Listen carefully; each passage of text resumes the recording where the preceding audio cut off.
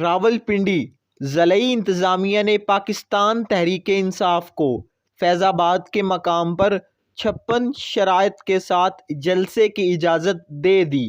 Notification بھی جاری کر دیا گیا ہے۔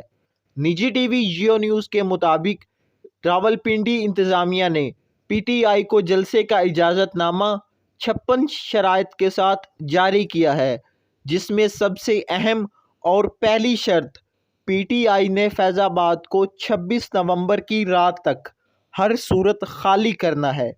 نوٹیفیکیشن کے مطابق انگلینڈ کرکٹ ٹیم راولپنڈی کھیلنے کے لیے پہنچ رہی ہے۔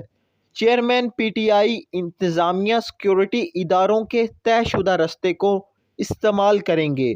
عمران خان جلسے سے پہلے اور جلسے کے بعد سن روف والی گاڑی استعمال نہیں کریں گے، جبکہ علامہ اقبال پارک کو کارکنان کے لیے رکنے کے لیے استعمال نہیں کیا جائے گا۔